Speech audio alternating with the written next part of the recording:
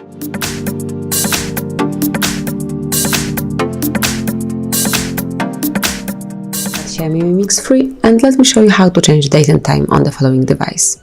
So at first you have to open the settings, then scroll down and under System and Device open Additional Settings and go to Date and Time.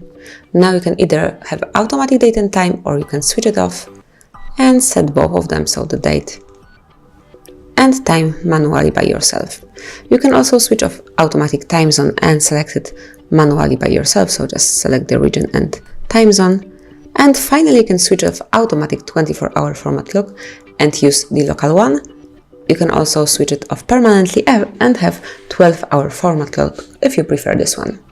Obviously you can go back to default settings pretty quickly, simply unclick those switchers, and from now on you will have automatic date and time, automatic time zone and automatic format clock. So that's it. This is how you can easily change the date and time in your device. Thank you for watching. Please subscribe our channel and leave the thumbs up.